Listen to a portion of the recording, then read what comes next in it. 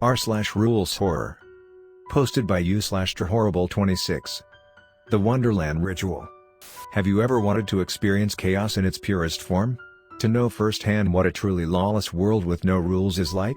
Who knows, maybe you'd want to stay in such a world, maybe you'll even thrive in it, or maybe you're just one of those fear-fueled, adrenaline junkies who just want the rush of seeing just how long it would take for you and your sanity crumble and become just as chaotic as the world surrounding you. Whatever your reasons, I can help you get there, but I can't guarantee you'll make it back out. So if you are one of these adrenaline junkies or agents of chaos, then keep reading. Now fair warning, despite what the name of this ritual may imply, this won't be any Alice down the rabbit hole type of adventure. Hell, even Tim Burton's take on the classic tale had more sunshine and rainbows in it. Quite frankly, the only people finding any real wonder from this place are masochists, sadists, and anarchists. If you are a relatively sane and moral human planning on entering, you'll either turn to a psychopath or, well, we'll get to that later. It was dubbed Wonderland strictly due to the extreme randomness and unruliness, along with a specific item needed to begin the ritual. However, since the naming, a few of the entities within this world have also been given some Lewis Carroll-inspired names, but trust me, they share very little in common with the goofy, wacky characters they've been named after. To get started, you'll first have to grab a few things in order to begin. I shall list the items needed below.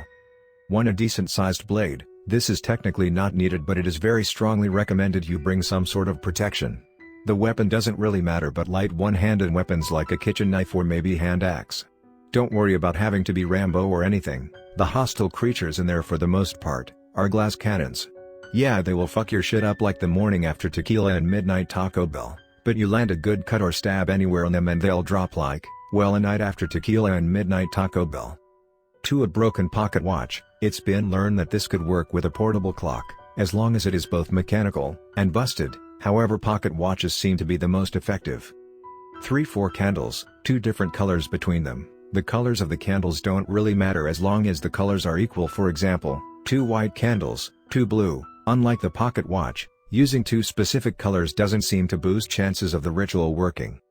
4. A small bottle or flask of liquor. It is smart to bring either whiskey or bourbon. Don't worry if you're not a drinker, it isn't gonna be for you. 5. An item with great emotional value. This will be your key to making it back to the real world. The item can be literally anything as long as you hold a strong emotional tie to it. Something you'd have a hard time letting go of. 6. A large survival bag, for if you don't make it out. Once you have all these items together, you are ready to begin the ritual.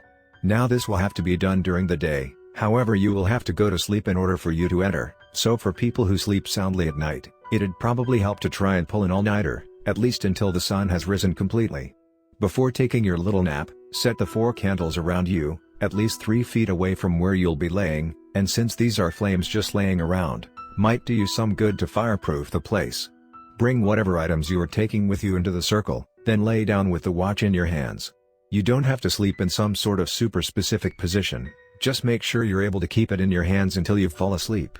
If everything is done right, you'll wake up to extreme nausea, natural since you will be on a spinning platform falling downwards until you reach the lobby. The lobby is a single large room, extremely large, either tiled or carpeted. It's never the same color for anyone. At the very end of this room will be a small wooden desk, with a lanky pale-suited man with slicked back hair and dead air filling his eyes reading a paper behind it. This man has been given the name of the gatekeeper. Some believe he may be the one in control of this world, others say he's some sort of demon. Approach the desk and you will see a small silver bell. You'll also be able to read a bit of his paper. Much like the floor, it's never the same for anyone. The papers seem to be just talking about what one specific person from anywhere in the world was doing at that moment in time. Ring his bell and he will quickly lower his paper to meet your eyes with a wide grin. He won't say anything, but simply hold out his hand. This is your signal to hand him one of 2 things. If you've decided maybe this isn't the smartest move, hand him your key item. If you wish to push forward, hand him the pocket watch. Once he's taken the watch, he'll clear his throat before standing up to reveal his overwhelming height. It is never the same, but he will always be much taller than you. Once he's fully standing, he'll flash that uncanny grin one more time, before dropping the watch to the ground and letting it break to pieces. This will open a portal of sorts of rapid flashing in colors and patterns. The gatekeeper will clear his throat one more time before wishing you to enjoy your stay, before violently pulling you forwards and stuffing you down it, and within seconds you'll begin your walk through Wonderland. Starting with the Rosebush Road. Sounds pleasant, right? Well, don't get excited, these rose bushes are giant, sentient thorn vines with a few tiny flowers here and there, and they are very hostile. Now if you brought something to protect you, this walk shouldn't be terrible. One hit to a vine and they'll back off from you, so it might be smart to go on the offensive. Don't get it twisted though, you are gonna get hit, most likely more than once. It will be essentially a half-mile stroll through a thorn hallway. Don't worry about dying, or being harmed to the point of crippling, this world has semi-invincibility. So you'll still be able to break some bones, sever a spinal cord, get your skull caved in, puncture a lung, you name it, you'll bounce back from it within a few minutes.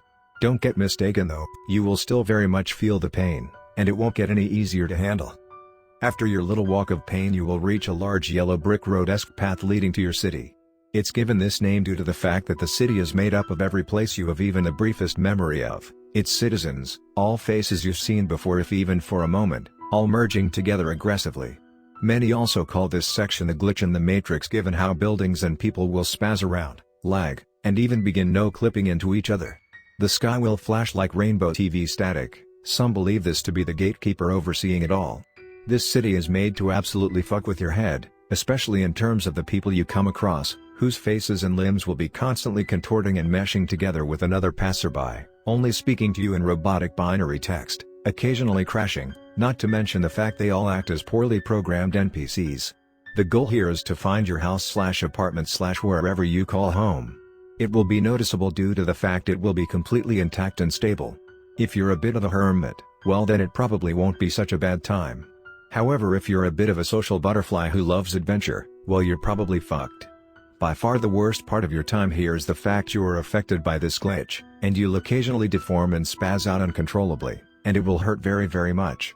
Once you're able to locate your home, step inside and you'll be met with a single room of your house, most likely the kitchen or living room, filled with the sounds of classic smooth jazz.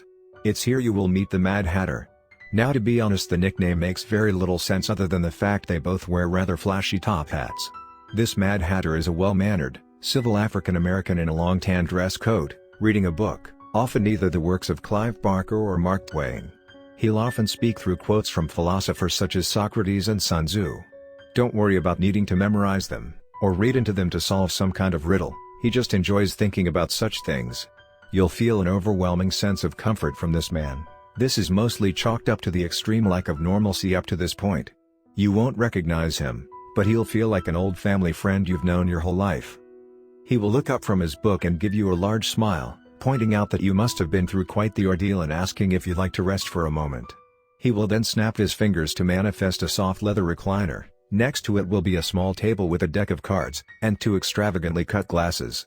Feel free to relax, and play a few card games. Note he is more than willing to play any game, but he seems to have a keen fondness towards building card houses, and will always suggest building immaculate mansions and castles which he'll help you build with great enthusiasm. Share a drink or two with him if you'd like, just make sure you have at least a quarter of a bottle/flask remaining after your time with him. If you wish to move on, and are able to resist the temptation of sitting there trading stories with this man who will be extremely interested and engaged with any experience you share with, tell him I thank you for your hospitality, allow me to give you a gift. It doesn't need to be exactly those words, but try to stay a little proper and formal, then offer him the liquor. He will accept and tell you how touched he is to have brought a gift, and will offer you one in return, and with another snap of his fingers, will open up yet another portal. Unlike the one you used to enter this work, the location it leads to is very clear, a long hallway. This hallway, much like many things here, is never the same for anyone, but rather a person's representation of classy.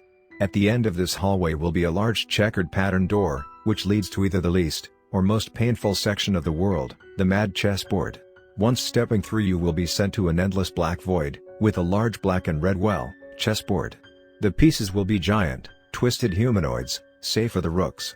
Pawns resembling malnourished mental hospital patients, with what look like wires sticking out from their heads, and entering their eyeballs. Knights resemble headless horsemen, ones that have been lost to time.